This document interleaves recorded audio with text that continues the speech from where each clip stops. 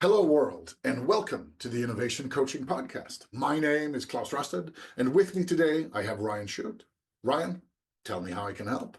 Klaus, I've been thinking really hard about 2025 and what I'm going to do to double my business. And what I was wondering was, with all of the assets that I have at my disposal, what do you think might be the best way for me to tackle this challenge? I like that. Simple, easy, double business. Tell me where you are. Tell me a little bit about these assets. Where are we? Are we trying to double a 20 million a year thing to 40, or are we trying to go from 20,000 to 40,000 or somewhere in between those? Tell me what we have and where we're trying to go. I've got a low eight-figure marketing agency and consulting business, and I'd like to see that go to two times. So I'd like to break 20 million. And uh, the assets that I have, I've just come off of being an executive producer with Lisa Nichols on Broadway. I'm a producer with Abundant Studios, and I'm doing a number of different um, endeavors there that help build and grow my brand. My brand being around storytelling and creative writing and creative communications, and how that ties into selling mundane and boring things, for home service companies or law firms or plumbing companies. And we've also got a couple of books in the works. I'm a co-author with a New York Times bestseller, Roy H. Williams, around marketing, and I've also got a book coming together with Chris Voss from Never Split the Difference around selling. So these assets are due to come out mid-year and end of year 2025. And I really look at this and look at the landscape and wonder, how do I put all of these assets to their greatest use and um, really drive the business forward to double revenue. Got it. Okay. And with that sort of revenue, either you're doing incredibly well, which is nice, or you have a team, or both. Is it just you, Ryan, with those with that low eight figures, or are there some people supporting you? I have an internal support team that helps me with my marketing and sales efforts, and then I have an external team at Wizard of Ads who help me with the creative processes and media buying. Got it. Got it.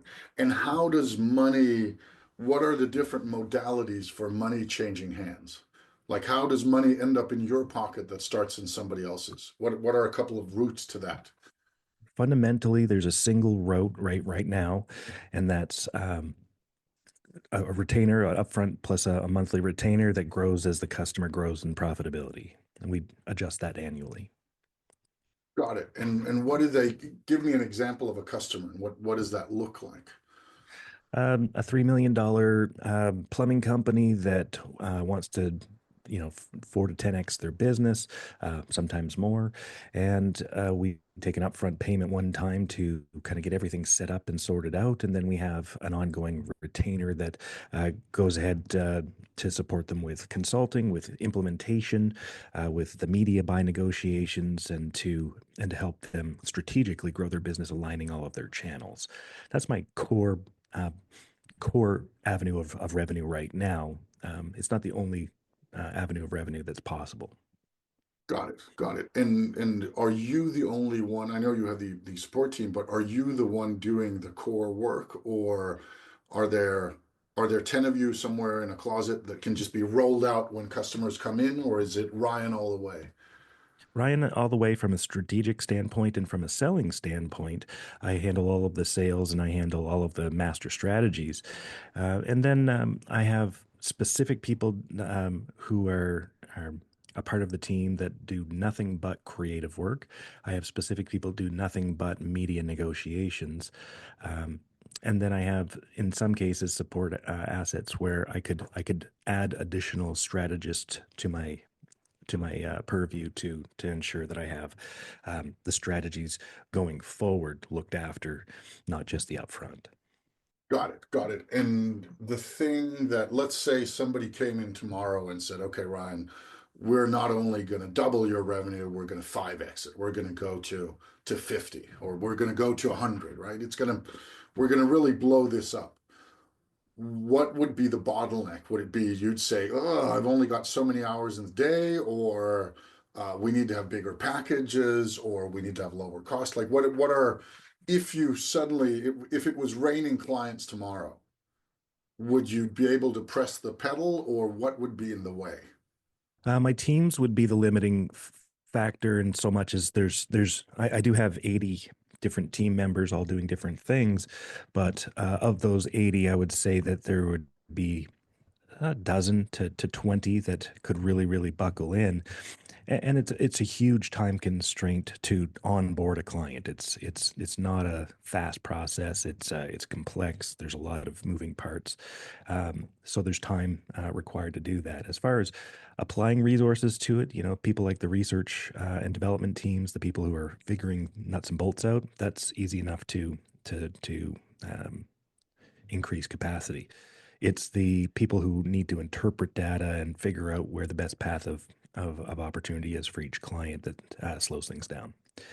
Right now, I think that um, on average, I bring in about 12 clients a year. If we even move that to 25 clients a year, 24, 25 clients a year, um, that would have significant impacts on things. Equally as much, we can't take the foot off the gas of the clients that are existing, because we want to grow each one of them. And how much where are you needed? I'm trying to figure out where in this are you do the sales, you do the strategy. That sounds like if you had 100 clients tomorrow, that would be tricky, because then either you need to spend a lot of time lying on the sofa now, and you don't strike me as the type, or you'd need to start running really fast. Yeah, getting enough time to take the sales calls and intake the sales calls, and to sort out who's the right fit, and how we might be able to serve them. Certainly takes time. At this stage right now, doubling it would be reasonable. Um, Tripling or quadrupling it would not. Not without building a system. Yeah, So there's some slack of capacity, but not unlimited. right. Right. When it comes to strategists, I can bring in strategists that I trust, that operate at the same level, or higher than I do, that could absolutely do the job that I'm doing from a strategic standpoint. So, like I say, I feel very comfortable that I could double. Uh, I start to question how far to the edges I'm at when I look at triple or quadruple. Sure, okay. And where you are right now, why do companies pick you? I mean, apart from your charming self. Well, they pick me mainly because I've got a track record of success, and I've spent a number of years um, being accessible and available in the marketplace to be seen as the lead strategist, the master strategist in that home service and professional services space. I come with a unique background, and ultimately that's afforded me the opportunity to think about marketing in a much more dynamic way than a typical marketer would. Sure. And when you say the lead strategist in that space, how big is that space? Like, are you already the global number one recognized expert in that, or is there room to grow? Yeah, there's like a universe worth of growth just in America alone. Um, we have somewhere in the realm of 60, 70 clients myself, and of those 60, 70, there's 118 HVAC companies in America that are registered HVAC companies. So 118,000. So you start looking at plumbing, electricians, garage door companies, lawyers, all of the different angles of professional services and home services. Just if I niche down and focus on those, there's millions of companies that I can help, of which 1% of them are people that would be the right fit. So there's still a bit of opportunity to grow, is what I hear. Heaps and heaps. Yeah, yeah.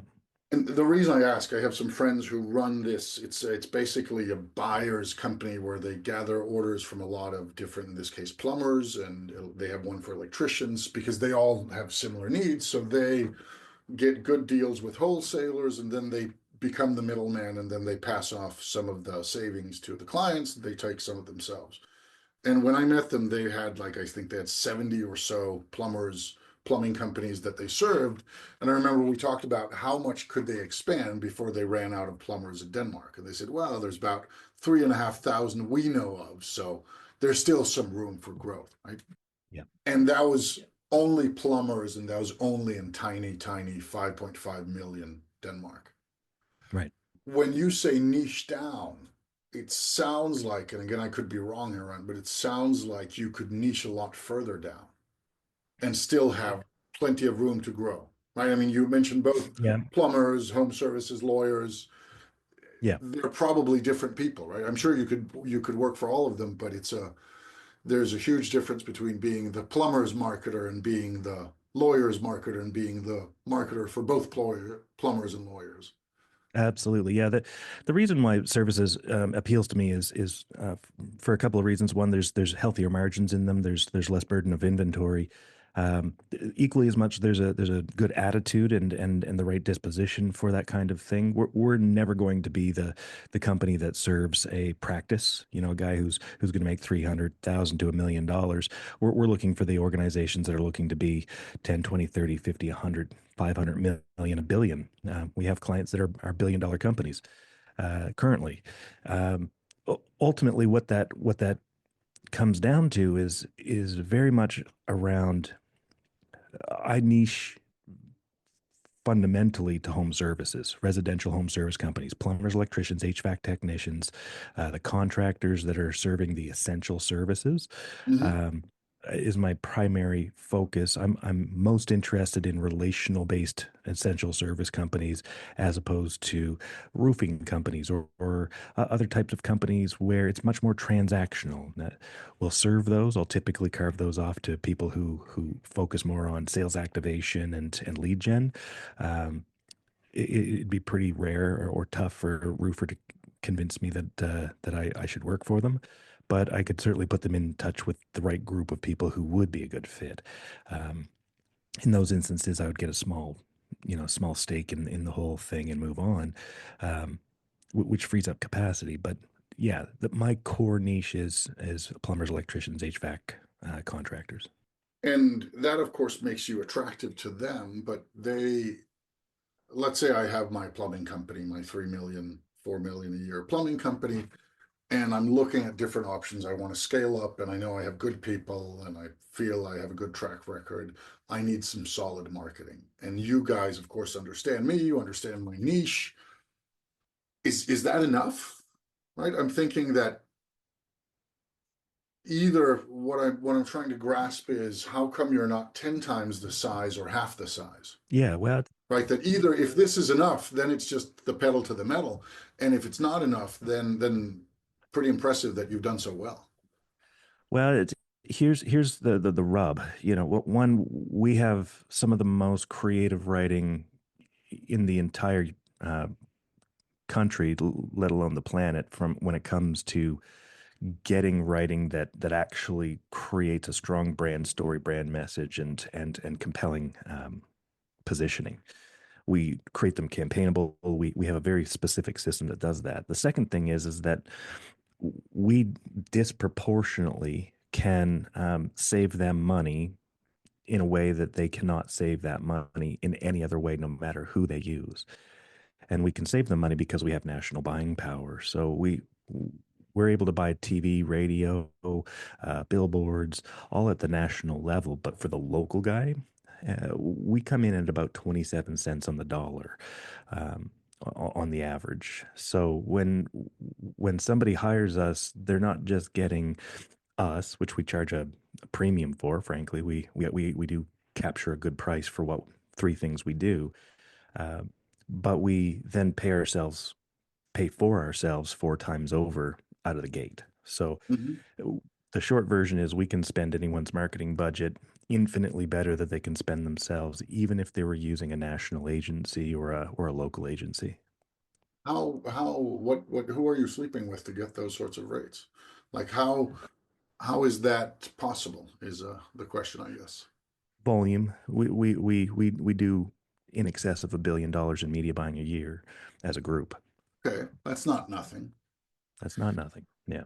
And if you're doing it at those rates, then the actual volume of purchase is even higher, right? I mean, Is I'm guessing extraordinary. Yeah. yeah, yeah.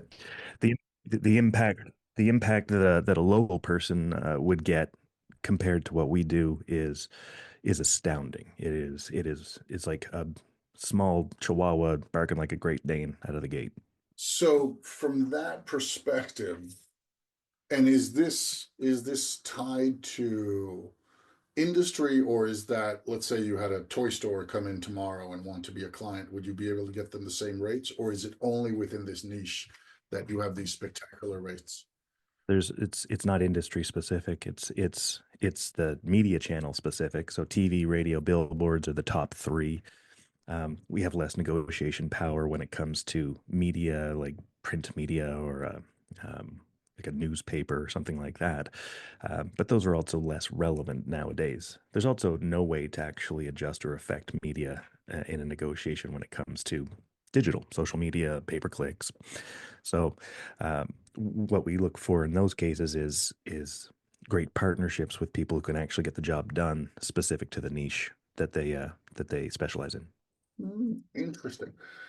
It sounds to me like you have a couple of businesses that don't necessarily go together, but definitely work together. Yes. Like you have the media buying business, which is very clear, it's numbers, right? If you come to me, you will be able to get more for your dollars. And even after we've taken our cut, you will get significantly more by buying your whatever you need from us, even after we've taken our cut. That's very simple, it's very straight, it's very, very, very, very clear.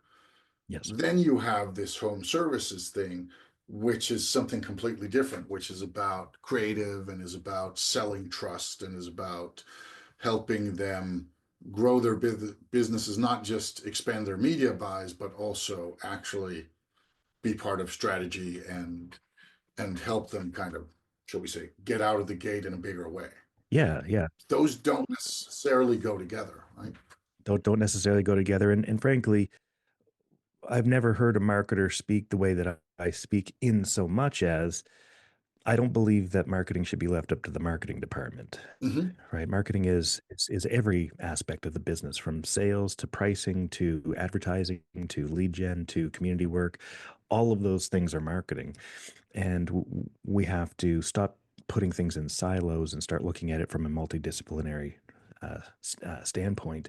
So when we do consult and advise and develop strategy, we're developing a more robust and holistic strategy. Why aren't you bigger? Right? I mean, this sounds good. You have solid numbers, like the numbers alone are a killer application, right? You can triple or quadruple the value of my media buys even after you've taken your cut. Number two, you have some pretty strong understandings on marketing as a holistic discipline instead of just the marketing department, and you can go in help company wide with how do we rethink not just our specific marketing, but also our whole approach to marketing and what is marketing. Mhm. Like, why are you not a billionaire yet? Like, what is holding you back? Because this sounds like two very nice secret sauces that you have buckets of both of them. What is standing in the way here? Is it because people don't know you? Is it because they don't trust it? Is it because Yeah, I think a lot of people are terrified in their marketing budgets and how much they should be spending, and we're dealing with unsophisticated buyers for the most part from a marketing standpoint. They're incredibly sophisticated in what they do sure? to sell and serve their customers, but they don't understand big boy plays, and the big boy plays are you're going to have mass media, and you're going to have to be brave and courageous to spend money that you budgeted but you haven't earned the revenue yet, and that your revenue has to follow that. And there's also a gap, a lag period between your branding being activated and it's starting to work, and the gap lasts basically two big things have to happen. One, um, the person has to first have heard your branding and started to indoctrinate into the branding, and two, their guy has to have let them down. And in home services, there's a third one: their thing has to break. So all of those things have longer shelf lives as far as purchase cycles go. People's air conditioners don't break every day, but a variety of different people's air conditioners will break over the period of a year. But they also have to have known us and liked us and trust us before we get the phone call over the devil they know, which is very often somebody they've already been using. Um, so there's a uncomfortable space there where you're paying for both the old ways of transactional and the new ways, and that has a burden. Of course, our fees on top of that. It's a pill to swallow to get started. It's not insurmountable, but it is relevant and significant, which is a bit of a filter for us. We want to not be. We're not going to be your marketing company because you've heard about us and you think that we're the shiny cool thing that you should have, and that you want to be able to say that you have Wizard of Ads doing your marketing for you. We're looking for the genuine, authentic customers who are looking to be true partners in sickness and health until they sell their businesses. And ultimately, um, that's a much healthier relationship. Our model is designed to be smaller when it's early on, and it's much much larger when it's the revenue allows. But we also go backwards with our customers. So we have a model that is incredibly effective for those people who are able to take it on and do the right thing, and to be brave enough to step into it for the long term. Um, but at the end of the day, the second part of this whole thing becomes capacity. Is up until last year or so, I didn't have enough media buyers or creative writers to to be able to um, effectively roll out new clients in volume. Right, but you have that now. We do, yeah. We've got many more, and some really top tier talent. So we're in a much stronger position to be able to do what we say we're promised to do. Is it more interesting for you to have bigger clients rather than smaller ones? Right? Would you rather have one big one than five smaller or 10 smaller ones, or what suits you best? Well, the thing that suits me the most is to find the right client with the right attitude and resources, um, that we can grow big, right? I love the wins. Taking a company from 13 million to 66 million is a great win. Doing that in 3 years is a bigger win. There's just a number of ways that we want to grow the clients.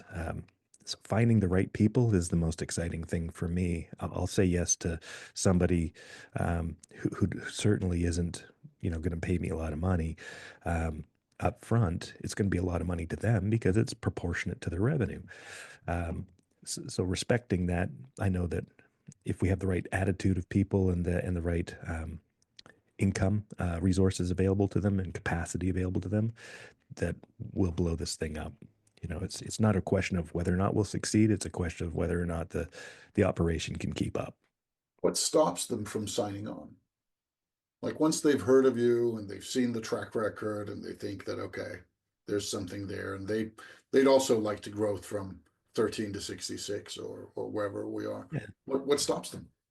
The resource burden more than anything else. There's occasionally there's fit issues. About half the time I have to say no because they're just not the right place. They're not the right mindset. They're not the right person to be able to see this through. The flip side of it is in their hearts, it's almost always going to be one of two things. That's an awful lot of money, and I don't know if it'll work, right? Because they still question it, even though we have a track record that is unsurpassable. The second is that there is that um, that burden in the first year of really kind of carrying both the transactional and relational strategies financially, not to mention emotionally. There's a it's hard to keep cutting checks waiting for things to happen, and ultimately that's what this is all about, is what's going to work. And branding is not as easy to measure as nuts and bolts stuff. No, no, it's definitely not. And you say you're confident it'll work. We're incredibly confident. Hmm. And we're not incredibly confident because we're arrogant. We're incredibly confident because we have developed these devices and systems, tools and strategies over the last 35 years, and frankly, they work because we're putting it through a litmus test of mechanism. Does it hold up not just creatively but also structurally? Then let me provoke a bit here. Please. You can either say, oh, or you can say, fuck you, Klaus. That either works, right? Sure. Why, if you're so confident, and I love that confidence, and you have the results to back it up, that it's not unreasonable confidence, it's actually fact based and you know what you're doing, why do they have to pay before they see results? And as you think for a moment, I'm saying that if you go and get your car fixed, right? You go to a mechanic, you get your car fixed. The standard of the industry is you pay afterwards. Mhm. You go to the mechanic, they fix their car. Maybe it's a 1 day job, maybe it's 2 hours, maybe it's a week job. And then you come back or you stay there, and then you give them the money when the thing works, and then you drive out, hopefully happier. That's the standard in that industry. Yes. And here you're saying you come in with the car, and you say, we'll fix it. We're brilliant mechanics. Here's all the pictures of cars we fixed. We're really good at what we do. By the way, you have to pay up front. They're like, no, no, I don't. I want to pay when I drive out the door happy, as I do Hmm. with my car. And you're saying, no, no, no, no, no, no. Yeah. Even though you know that A, you're so good that it's probably going to work. You don't have a 50% hit rate. You have an incredible hit rate. And B, you know that one of the things that's holding them back is that for them it's a lot of money right now, where it's easy paying out of result money, Hmm. right? It's hard paying out of, and you also said there's that double cost of both the old and the new. What if you just move the cost 3 to 6 months ahead? Well, there's a few areas that we explore that with, and of course, any business model is open to interpretation. Um, we're taking a disproportionately lower amount than what our worth is. If we were to be a traditional marketing agency, we'd be coming in at $500,000 to $1 million to deliver what we deliver, regardless of result. Um, we're coming in typically 5 figures, sometimes 6 figures if they're a much larger organization. In that, they're getting 3 months worth of work. Just an astounding amount of work has to be done by a team of people, and all of that work has to be paid for. We also don't burden them to their expense, so we're not saying, "Hey, um, if you spend more, you'll get more," right? Mhm. We get paid more as a commission from the companies, right? We actually give the commission back to all of our clients that pay us agency fees. So if we get a 15% commission, for example, for buying radio, we actually give that 15% commission right off your price. So you're going to see that come right off your media spend, um, what we'd call a net fee. And all of those things, if we had some way of covering our bases, that'd be great. The flip side of it is that as as results vary, so do people, or as people vary, so do results. Ultimately, just because we believe in a customer up front, we don't that doesn't mean the customer's actually going to step up and do the things that they need to do operationally, right? So what we end up um, being challenged with in a lot of our cases where growth was slowed, or they struggled with it, was they fired their manager, or they lost their whole plumbing department, or they had some sort of backwards momentum that are uncontrollables to us, certainly, and in some cases uncontrollables to them. So there's a one-time fee, and that one-time fee basically covers the cost of the burden of figuring it all out, and the immense amount of time and energy that's put into negotiating deals and doing research and actually building the creative models out. Um, and then that disappears and never happens again. We then become disproportionately smaller piece of their sale. On the average, we sit somewhere between zero point 0.5 and 0.75 of 1% of their total marketing budget. So of total revenues is how it's measured. Um, so if they had a 10% marketing budget on revenue, we're going to come in at a point, half of 1 point, or a quarter, or 3/4 of 1 point. we're also then going to spend their marketing budget infinitely better. So ultimately, that budget gets just deployed better. The mix is better, the creative is better, the alignment is better. All of those things start to get cohesive. Not charging something up front doesn't make it hurt enough, which is a bit of a filter again to Mhm. repel off the people who aren't too serious about it. They're just going to try it out, and we're just not interested in working with people who are going to try out branding or trying out a brand forward strategy, because it's going to take 3 years just to get the full effects underway. And in most long purchase cycles, you're looking at a 10-year full cycle before branding hits its highest levels. So to be on a client for 3 years is a bit of a waste of time. Sure. What if you reversed it? What if you charge more upfront? Um, we could, but we also don't. We respect the percentages. We've gotten so infinitely specific over 35 years about what the market will bear, what the customer should bear, what the business should bear. Um, we're not overly greedy about the upfront. The upfront covers off the cost of doing business and the expectation that they're pulling in, an expert team. Again, based off of us choosing and them choosing the right fit, and that we believe that we're in this for the long term. But revenues also are burdened, right? When you're a $3 million operation, you're in growth mode, you're spending all your money, right? And payroll is far more important than any other burden. We have to take care of our people. So ultimately, we've struck that balance, and it becomes pretty affordable long term. Even companies who are billion-dollar companies are comfortable paying us disproportionate amounts, because we were disproportionately less than that early on when they needed us to be there for them. Have you tried? So what you're saying is that you're at a pretty good point. It shouldn't be lower, it shouldn't be higher. Have you tried giving people the option? The reason I ask is I ran some years ago as a project. We tried doing a fundraising company where we help people with fundraising. And one of the things that we did was we had three models and they got to choose. One was they would pay 5% of the amount we were trying to fundraise, no matter if we got it or not. Or they could pay 3% guaranteed and 7% bonus if it worked, or they could pay 1% guaranteed and 14% bonus if it worked. And they could choose. Yeah. And of course, they all started by saying, "Oh, I'd like the 5% option because that way I pay the least." But on the other hand, how confident are we it's going to work? How confident are we with you? Blah, blah, blah.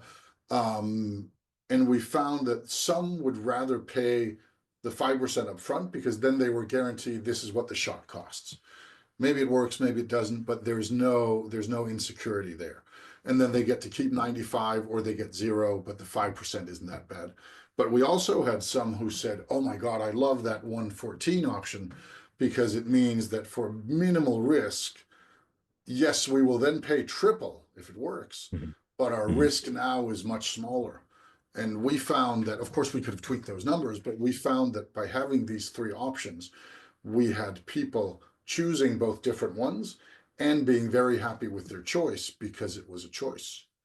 Do Sure. you have different models that the clients can choose from? Because I see this is a when is the money risked and who pays it and who takes that is a huge thing in this sort of buy.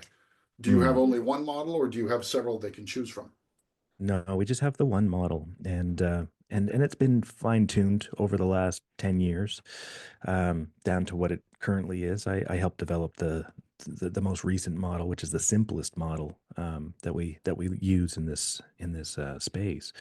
Um, Obviously, there's adjustments and tweaks and nudges that are done on a per person basis to determine, what fits, what's their dynamic, what their challenge is.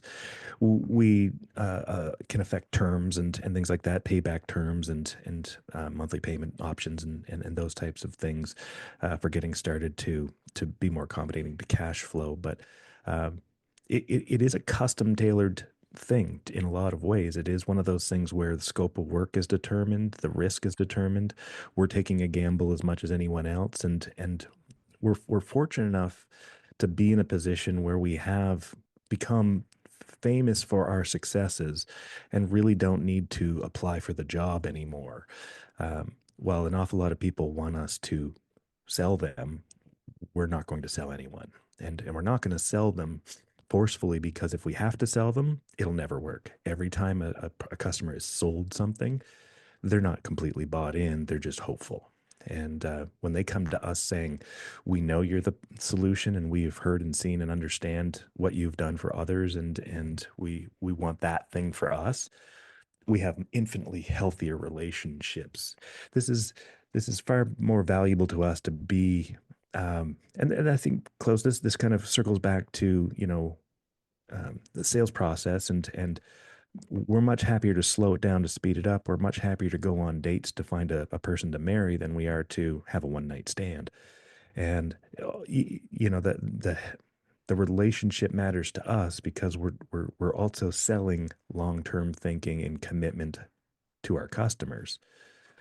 For example, at the Wizard Academy, the very first building that we built on campus was a church that now provides 1,100 free weddings a year in Austin, Texas. And the whole narrative started with and continues to be about commitment, about committing to something long term through sickness and health, through the easy and the hard, and getting through it together by coming up with the best way to get through it together.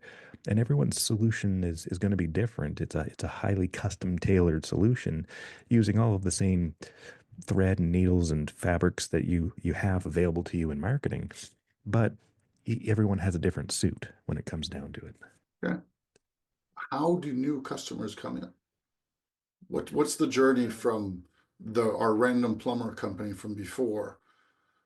How do they hear of you? When do they reach out? The current conduits are, I mean, I'm heavy on social media, and I go to conferences where I speak and present my information and my cases. 100% of my clients come from referral. So either clients that are working with me or advocates and influencers who believe in me and know that we work. Uh, other partners, clients who recommend me and suggest that I should be the guy they talk to because they know my capabilities stand tall.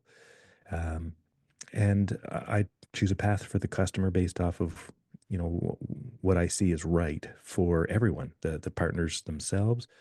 There's many times where I have to say no. There's just no partner that would want to be a part of this. Um, there's other times where I'd say this partner would be, and other times I would say this is something I'd be interested in, and we navigate those through our process to to figure out fit. Fit's really important, right? I mean, marrying the wrong girl is never a good idea. Um, the cocktail waitress in Vegas that you met this weekend probably not the gal that you're gonna stay married to for the next 40 years. Um, Now, there's exceptions to that rule, and God bless them. But let's go to church and IKEA and Costco to find our gal, or the library, instead of the um, questionable areas of life. Well, I think without going too deep into that one, when you said the dating analogy, I thought, well, I could see where you're going, but sometimes it's smart to sleep with people before you move in with them, because if that part doesn't work and you are married, then it's a whole different ballgame. But that's also, there's probably some cultural sensibilities there that differ. Well, there certainly is, and of course, we get into a philosophical conversation around that. But ultimately, that's what the upfront is. Like at the end of the day, if somebody says no, we're just not into it, and we've done our upfront, we also have an option where we do a 1 day session where we go, let's spend an entire day together and get past the small talk. Um, Sometimes that's a 2 day. Sometimes that's the whole upfront, the first 3 months. All of those are get out of jail free cards for the client and for us, frankly, where we discover things that weren't true or don't sit right with us or are not a good fit. We switch teams from time to time. There's just a number of things that come up in those first, seek the dating sequence, as it were, that allow us all to part as friends. But to not work together. So yeah, there is paths early on to keep it as safe as the customer wants it to be, and frankly for us as well. How many do you pass on? And I think there's an interesting place to look at. How many, when you say you often say no, and there are many that are not a good fit, which is a really nice problem to have, and really deep respect for that. How often do you pass off people? Like if you had to give me a rough number, do you say no to 10 clients a year or 50 or 2,000? Yeah, during COVID, it was about half, right? There's a lot of companies with not a lot of extra money, but not an awful lot of extra anything else. Um, and we said no to about half of them. They just were not good fits. Um, these days, now that we've kind of gotten into a different dynamic, I would say about a third of them we just say no to in every way. Of the other 20%, about 20% of them are invited to a 1 day before we would commit to them, and vice versa. Again, a filter if they're not willing to go to a 1 day for drastically lower price. It's under 10,000. Um, then we're probably like we're definitely not going to work together until they've done the 1 day with us because there's something left there that's not sitting right, Sure. or there's questions left unanswered where yes, they could very well be a good fit, but one, to who, and two, what is going to be the right play for them, for us to um, take on a customer without the confidence, without it being at 100% ourselves, we're doing them a disservice. And I'm just not willing to spend their money for them on a hope strategy. Sure. And do you have a kickback strategy with those you pass on to others? Like, let's say that you say no to somebody and you send them elsewhere, you get some portion of the money. Yeah, I'll get a small piece of the total play as they go ahead and do what they're going to do, and I just disconnect and be accessible as a mentor or a guide. I'm always available to answer a call and to care for people, um, but to be intimately involved and understand the nuts and bolts of it, I have to choose who I have to spend time with. Is that a significant portion of your business, those referrals, or is it a tiny portion? Um, it's probably 20% of my total income Okay. With minimal work. with no work besides the sale. Yeah. I mean, there is an interesting play here that I was reminded. I had a Turkish friend who had a small marketing agency and he was looking for an intern. And because of the situation in Turkey, he got 600 applicants for one unpaid intern position because there were a lot Oh, of desperate young people who wanted the work experience. right. And when we talked, I remember saying, Misud, what do we do with all the people who you have to say no to? I said, well, I guess I say no in a nice way. I say, well, or we say there's 600 people here that if we can create a useful experience for them, then that's an interesting thing. And then that's worthwhile. And you're in even better position because you have people who you not only say no to, but you say no in a way that they go to somebody else who says yes. Mhm. Yeah. Right? That ironically, that with the current, even with the current setup you have, if you got 50 new clients who wanted to work with you and only five of them were a good fit, then the remaining 45 would also bring you money. Yes, less money, yes, understandable, but they would bring you money as well. Yes. Have you tried that as a deliberate play? Try to be even more attractive to people you'll say no to. Yes. Like if we're using the dating analogy, it's you have a lot of unmarried cousins, and every time some interesting woman comes and says, "Hey Ryan," you say, "Well, have you met my cousin Jeff?" Yeah. And next time it's, "Have you met my cousin Rob?" And there's plenty of cousins out there. I go one step further, and there's two paths there. One is to turn them over and let them decide themselves, and the other path is that I actually close the deal, and then turn over the sold deal. So both of those paths have a uh, different time commitment, not dramatically, but um, that time commitment, translates into a slightly higher compensation. Ultimately, if I'm confident in the customer, I just know I'm not the right fit for them, then it's not a question of whether or not we'll do business with them. It'll be who will they do business with within my organization, um, of which I am no, I'm not prioritized over anyone. There is the Wizard of Ads, Roy H. Williams, who created and invented this whole thing, who is the genius that teaches us what this is all about. Rarely does he take a client on. It would be spectacular if he were to take on two customers a year. Um, but very often it's one of the other partners. And yeah, so that yes, that model is currently in play right now. I've signed on 10 clients to other partners in 2024. Nice. Do you actively advertise targeting those partners? Like, do you actively try to be more attractive, even though you know it's going to be cousin Jeff who's going to end up getting married? Yes, I do. Very nice. Because that sounds like a place that would be relatively easy to build a lot bigger. Yeah. Right. One thing is these long lead-ins and they need to have the hand on the stove and it seems like it's not easy getting to be one of your clients, right? But it might get to be a bit easier getting to marry your cousin Jeff. It is very, very much so, and for the benefit of the customer. In some cases, they're just not financially prepared to do what I need them to do, um, from a variety of different levels, be it capacity in their own businesses and whatnot. It's not just about what we get paid, but much more about whether or not they can, cover that burden. And then there's different skill sets, right? Some people are just not at that spot where they need, a heavy key. They don't need Mike Tyson. They just need a tough, Mm, street smart kid to fight their fight for them, or with them. And ultimately, I know the partner group intimately. I know who the right fits are, and who's available, who's not, who's going to be a good fit, and who's, if you go to a partner in general, most partners have no idea how to sell anything, um, because they're not built that way. They didn't do what I did for 30 years. So they'll say yes to everybody and just take what they can get. And that's kind of a gross way of doing business, right? The best way of doing business is to be critical about fit more than anything else. And frankly, whether or not the customer is the right customer for various things. We have some a la carte services as example.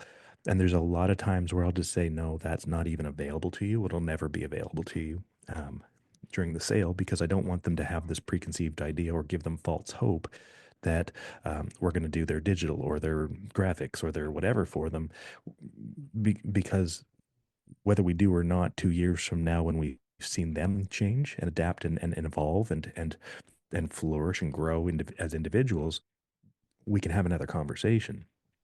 But we also having a deep amount of respect to keep people insulated and in their zone of competence, and for them to not be burdened by a person who's just not going to do the things that they need them to do. Those are that's just a recipe for disaster. That's a recipe for divorce. And I don't want to have a 50% divorce rate. I want to have a 7 to 10% divorce rate, and sometimes I'm the one divorcing. reasonable enough. I think most people are, in general, all other things being equal, happier with less divorce rather than more, even though it can be necessary. Sometimes, and look, we all come into it sometimes with our best intentions, and sometimes it's a complete ruse. There's been times when we've been very much lied to of what the real situation was. Sometimes we discover it early, sometimes we discover it much later, and those things matter. Ultimately, um, managing expectation is a big part of what I do, to make sure that people aren't being given false hope, right? Again, selling is not the solution to this. It's almost an anti-selling or an unselling play that we take, not in an attempt to be trustworthy, but in an action of operating with the highest level of trustworthiness. What's your, Dan Ryan, what is something that you want to try, but you've so far not done, and why? What's a risky play that you'd love to do, but you've talked yourself out of it? Um, Gosh, there's a couple of things. One, I've stepped in. I've got a couple of books in the works. One about organizational communication, and the second one about, sales. Um, I've also stepped out of my comfort zone and done some things that are adjacent to but not specific to my industry to be in the storytelling space in a very special way. Um, I've been an executive producer on Broadway. I've been a producer on Emmy award winning films, documentaries traditionally about storytelling and or some prolific story that needs to be told, usually around endangerment of children or women. And those are things that I'm doing. The other thing that I'm doing is training around stage speaking and being a more dynamic speaker on stage and learning how to do stage speaking better. I'm a nuts and bolts person. I'm a good informational and mildly inspirational person. I want to be a more transformational person when I speak on stage. Um, those are the endeavors that I'm in now. The books that I'm writing are new endeavors for 2025, have been going on for the last year or so. The thing that I haven't done that I think is big, bold, audacious, cheeky, and larger than life is to um, reinvent the best practices group, um, which is a combination of best practices and buying groups. Um, I'm blessed to be a part of a tribe of individuals who have significant influence in our marketplace and the ability to negotiate better deals. And I think that many home service providers, as an example, specifically in home services, are are disadvantaged deeply by the deals that the big boys can negotiate that they can't, and that's a huge gap that we've handled when it comes to um, media, but certainly a space where we could save our clients hundreds of thousands of dollars, if not millions of dollars a year, eventually millions of dollars a year in just equipment and material costs and service costs. Um, I'm also blessed to be surrounded by people who follow and believe in the things that I talk about that stand outside of marketing that affect marketing deeply. Because marketing, when we really boil it down to its rudimentary forms, is communication, and communication at multiple levels from multiple disciplines, be it sales, advertising, lead gen, offers, straight through to how you answer the phone, right? What policies do you have that entice or repel a customer and or an employee? What are we doing to betray our technicians and our salespeople's value systems? And what are we doing that reinforces them and to makes them feel right about what they're doing? All of those things affect whether or not we grow faster and more profitably or not. They're also the things that we can talk about in our marketing. So what we end up having is this dichotomy between what do we need to do operationally to be the company that grows disproportionately fast, and what do we say, which are dramatically different than what I imagined them being pre 2015.